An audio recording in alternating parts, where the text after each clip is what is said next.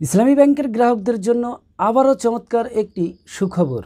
S Alam মুক্ত করতে ভেঙে দেওয়া হচ্ছে ইসলামী ব্যাংকের পর্ষদ। অবৈধ দখলদার এস আলম গ্রুপকে ইসলামী ব্যাংক থেকে বের করে দেওয়ার উদ্যোগ নিয়েছে কেন্দ্রীয় ব্যাংক।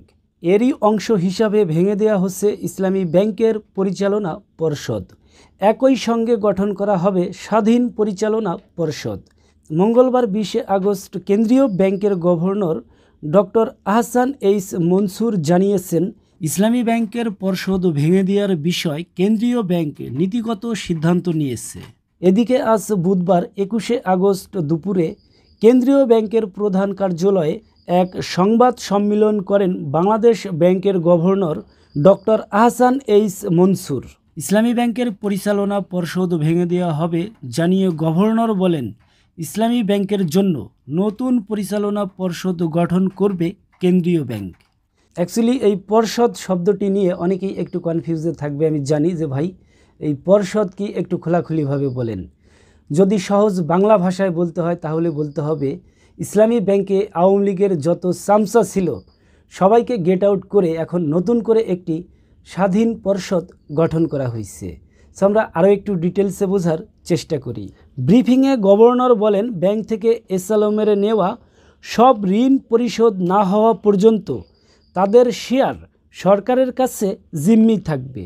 তো যদি সহজভাবে বলতে যাই তাহলে বলতে হবে, এস আলম গ্রুপের যত শেয়ার আছে সকল শেয়ার কিন্তু এখন সরকারের কাছে জিম্মি আছে। এক কথায় ইসলামী ব্যাংকের সকল ঋণ যতদিন পর্যন্ত এস আলম গ্রুপ পরিশোধ না করবে ততদিন পর্যন্ত কিন্তু এস আলমের যে শেয়ার, এই শেয়ার কিন্তু সরকারের কাছে জিম্মি থাকবে। অ্যান্ড তারপরে বলতেছে কি পরিমাণে শেয়ার আছে তা খতিয়ে দেখতে বাংলাদেশ ব্যাংক কাজ করছে বলে জানান গভর্নর।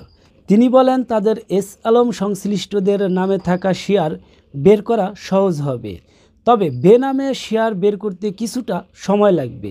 এস আলমের লুট করা টাকা উদ্ধারে দুর্নীতি দমন কমিশন, দুদক, আর্থিক গোয়েন্দা সংস্থা, বিএআইইউ ও সিআইডি একসঙ্গে কাজ করবে বলেও জানান গভর্নর।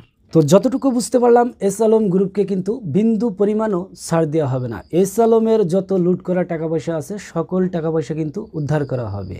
আর বিশেষ করে যাদের ইসলামী ব্যাংকে অ্যাকাউন্ট আছে তারা এখন নাকে সরিষার তেল দিয়ে ঘুমাইতে পারেন।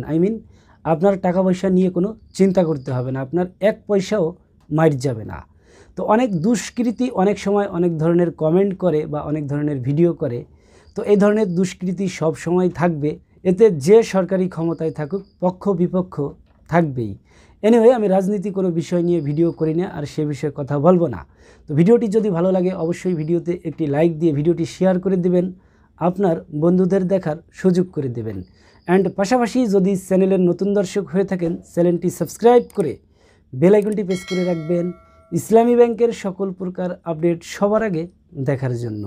তো আজ এই পর্যন্তই, দেখা হচ্ছে নেক্সট কোনো ভিডিওতে। তত সময় ভালো থাকবেন, সুস্থ থাকবেন। আল্লাহ হাফেজ।